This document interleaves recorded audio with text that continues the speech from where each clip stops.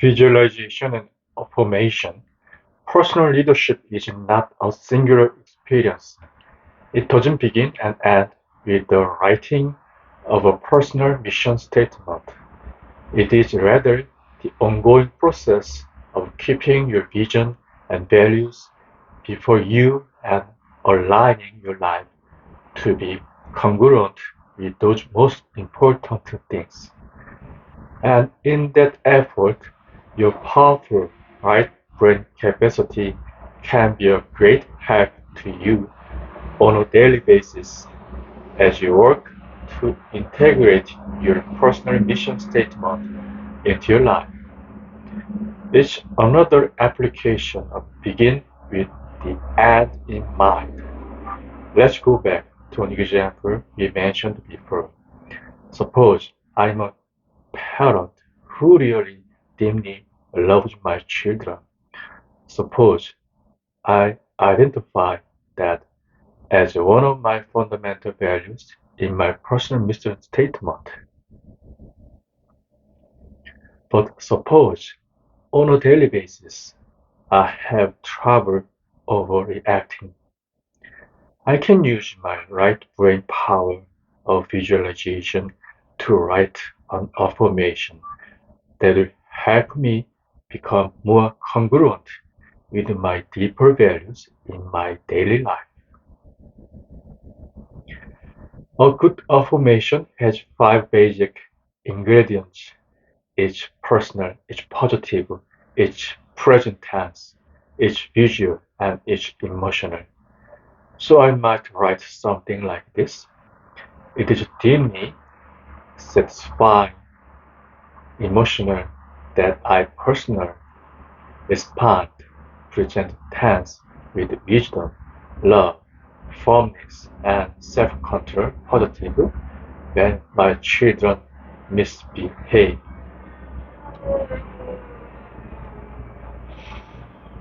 Then I can visualize it.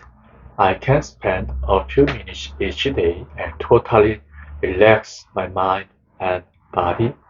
Can think about situations in which my children might misbehave. I can visualize them in rich detail.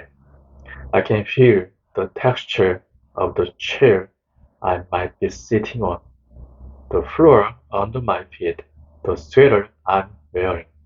I can see the dress my daughter has on, the expression on her face. The more clearly and vividly I can imagine the detail, the more dimly I will experience it, the less I'll see it as a spectator. Then I can see her do something very specific, which normally makes my heart pound and my temper start to flare. But instead of seeing my normal response, I can see myself handle the situation with all the love, the power, the self-control I have captured in my affirmation. I can write the script in harmony with my value, with my personal mission statement. And if I do this day after day, my behavior will change. Instead of living out of the scripts given to me by my own parents or by society or by genetics or my environment, I will be living out of the script I have written from my own self-selected value system. I have helped and encouraged my son Sean to use the affirmation process extensively throughout his football career. We started when he played quarterback in high school, and eventually I taught him how to do it on his own.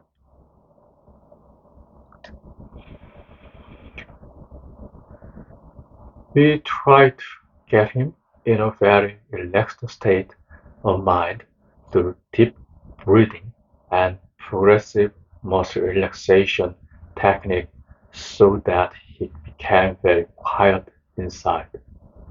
Then I would help him visualize himself right in the heat of the toughest situation imaginable. He would imagine a big breach coming at him fast. He had to read the breach and respond. He would imagine giving orders at the line after reading defenses. He would imagine quick reach with his first receiver, his second receiver, his third receiver. He would imagine options that he normally wouldn't do. At one point in his football career, he told me he was constantly getting uptight. As we talked, I realized that he was visualizing uptightness. So we worked on visualizing relaxation in the middle of the big pressure circumstance. We discovered that the nature of the visualization is very important. If you visualize the wrong thing, you will produce the wrong thing. Dr. Charles Garfield has done extensive research on peak performers both in athletics and in business. He became fascinated with peak performers in his work with the NASA program, watching the astronauts rehearse everything on Earth again and again in a simulated environment before they went to space. Although he had a doctorate in mathematics, he decided to go back and get another PhD in the field of psychology and study the characteristics of peak performers. One of the main things his research showed was that almost all of the world-class athletes and other peak performers are visualizers. They see it, they feel it, they experience it before they actually do it. They begin with the end in mind. You can do it in every area of your life. Before performance, a sales presentation, a difficult confrontation, or the daily challenge of meeting a goal. See it clearly, vividly, relentlessly, over and over again. Create an internal comfort zone. Then, when you get into the situation, it isn't foreign. It doesn't scare you. Your creative, visual right brain is one of your most important assets, both in creating your personal mission statement and in integrating it into your life. There is an entire body of literature and audio and video tapes that deals with this process of visualization and affirmation. Some of the more recent developments in this field include such things as subliminal programming, neuro-linguistic programming, and new forms of relaxation and self-talk processes. These all involve explanation, elaboration, and different packaging of the fundamental principles of the first creation. My review of the success literature brought me in contact with hundreds of books on this subject, although some made extravagant claims and relied on anecdotal rather than scientific evidence. I think that most of the material is fundamentally sound. The majority of it appears to have originally come out of the study of the Bible by many individuals. In effective personal leadership, visualization, and affirmation techniques emerge naturally out of a foundation of well thought through purposes and principles that become the center of a person's life. They are extremely powerful in scripting and reprogramming into writing dimly committed to purposes and principles into one's heart and mind. I believe that central to all enduring religions in society are the same principles and practices clothed in different languages: meditation, prayer, covenants, ordinances, scripture study, empathy, compassion, and many different forms of the use of both conscience and imagination. But these techniques become part of the personality ethic and are served from a base of character and principles. They can be misused and abused in serving other centers, primarily the self-center. Affirmation and visualization are forms of programming, and we must be certain that we do not submit ourselves to any programming that is not in harmony with our basic center or that comes from sources centered on money making, self interest, or anything other than correct principles. The imagination can be used to achieve the fleeting success that comes when a person is focused on material gain or on what's in it for me. But I believe the higher use of imagination is in harmony with the use of conscience to transcend self and create a life of contribution based on unique purpose and on the principles that govern interdependent reality.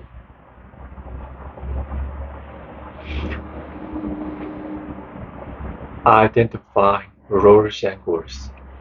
Of course, the logical, verbal left brain becomes important also as you attempt to capture your right brain images, feelings, and pictures in the words of a written mission statement.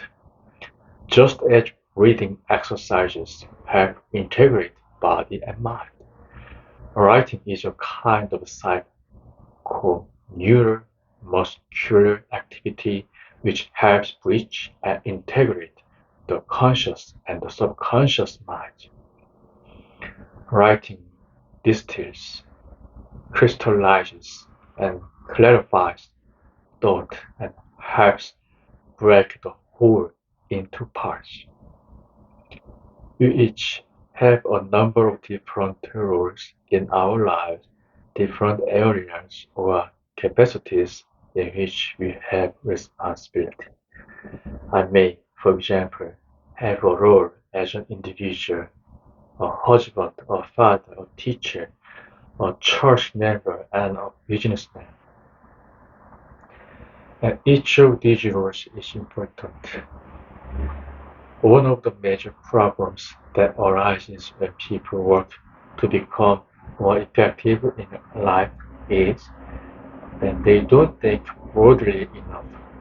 They lose the sense of proportion, the balance, and the natural ecology necessary to effective living. They may get consumed by work and neglect personal health in the name of the professional success. They may neglect the most precious relationship in their lives. You may find that your mission statement will be much more balanced, much easier to work with if you break it down into the specific role areas of your life and the goals you want to accomplish in each area. Look at your professional role. You might be a salesperson or a manager or a product developer. What are you about in that area? What are the values that should guide you? Think of your personal roles: husband, wife, father, mother, neighbor, friend. What are you about in these in those roles. What's important to you? Think of community roles, the political area, public service, volunteer organizations. One executive has used the idea of roles and goals to create the following mission statement. My mission is to live with integrity and to make a difference in the lives of others. To fulfill the mission, I have charity, I seek out and love the one, each one, regardless of his situation. I sacrifice, I devote my time, talents, and resources to my mission. I inspire, I teach by example that we are all children of a loving Heavenly Father and that every Goliath can be overcome. I'm impactful. What I do makes a difference in the lives of others. These roles take priority in achieving my mission. Husband, my partner is the most important person in my life. Together we contribute to the fruits of harmony, industry, charity, and thrift. Father, I help my children experience progressively greater joys in their lives. Son or brother, I'm frequently there for support and love. Christian, God can count on me to keep my covenants and to serve his other children. Neighbor, the love of Christ is visible through my action toward others. Change agent, I'm a catalyst for developing high performance in large organizations. Scholar, I learn important new things every day. Writing your mission in terms of important roles in your life gives you balance and harmony. It keeps each role clearly before you. You can review your roles frequently to make sure that you don't get totally absorbed by one role to the exclusion of others that are equally or even more important in your life.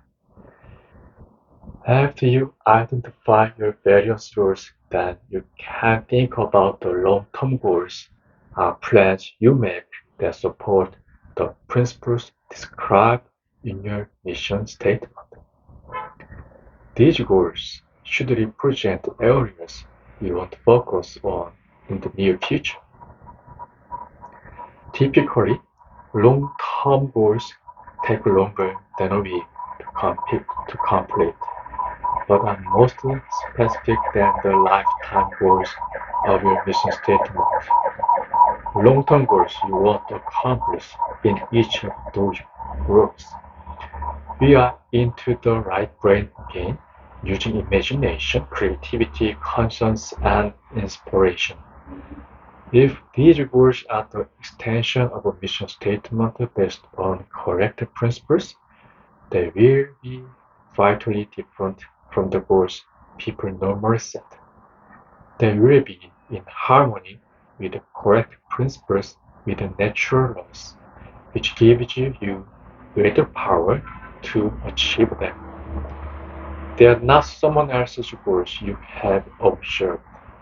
They are your goals. They reflect your deepest values, your unique talent, your sense of mission, and they grew out of your chosen roles in life. An effective goal focuses primarily on result rather than activity. It identifies where you want to be and in the process helps you determine where you are. It gives you important information on how to get there and it tells you when you have arrived. It unifies your efforts and energy. It gives meaning and purpose to all you do, and it can finally translate itself into daily activities so that you are proactive, you are in charge of your life, you are making happen each day the thing that will enable you to fulfill your personal mission statement. Rules and goals give structure and organized direction to your personal mission. If you don't yet have a personal mission statement, it's a good place to begin. Just identify the various areas of your life and the 2 or 3 important results you feel you should accomplish in each area to move ahead. Gives you an overall perspective of your life and a sense of direction.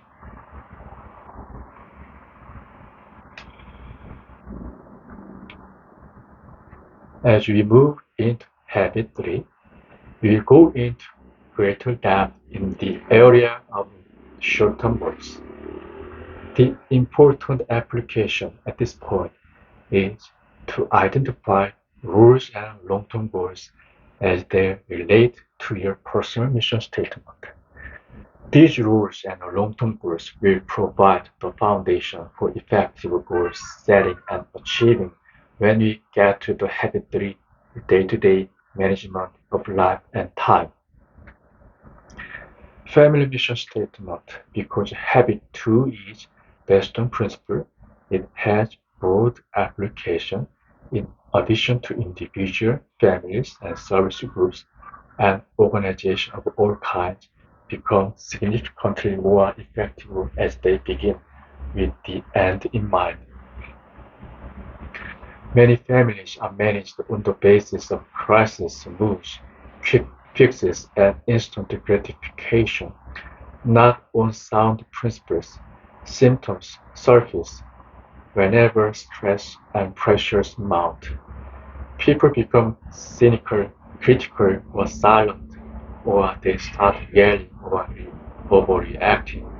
Children who observe these kinds of behavior grow up thinking the only way to solve problems is flight or fight. The core of any family is what is changeless, what is always going to be there, shared vision and values. By writing a family mission statement, you give expression to each true foundation.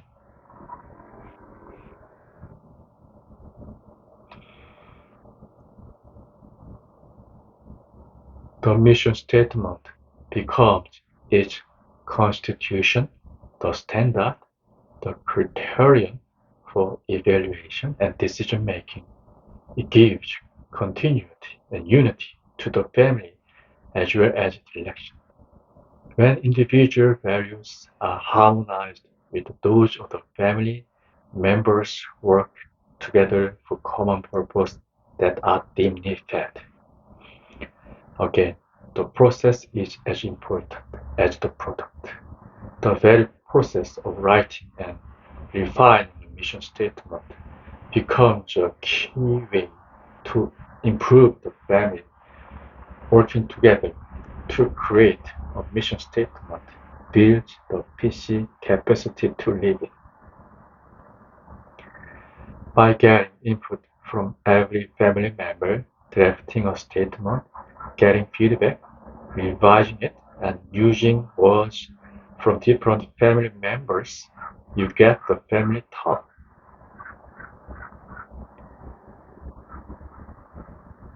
Family talking, communicating on things that really matter deeply. The best mission statement are the result of family members coming together in a spirit of mutual respect, expressing their different views and working together to create something greater than any one individual could do alone. Periodic review to expand the perspective, shift to emphasis or direction, amend or give new meanings to time-worn phrases can keep the family united in common values and purposes. The mission statement becomes the framework for thinking, for governing the family. When the problems and crises come, the Constitution is there to remind family members of the things that matter most and to provide direction for problem solving and decision making based on correct principles. In our home, we put our mission statement up on a wall in the family room so that we can look at it and monitor ourselves daily. When we read the phrases about the sounds of love in our home, order, responsible, independence, cooperation, helpfulness, meeting needs, developing talents, showing interest in each other's talents, and giving services to others, it gives us some criteria to know how we are doing in the thing that matter most to us as a family.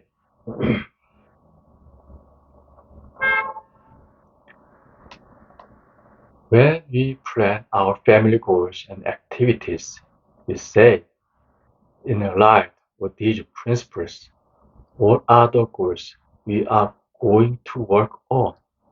What are our action plans to accomplish our goals and actualize these values? We review the statement frequently and rework goals and jobs twice a year. In September and June, the beginning of school and the end of school, to reflect the situation as it is, to improve it, to strengthen it, it renews us, it recommits us to what we believe in, what we stand for.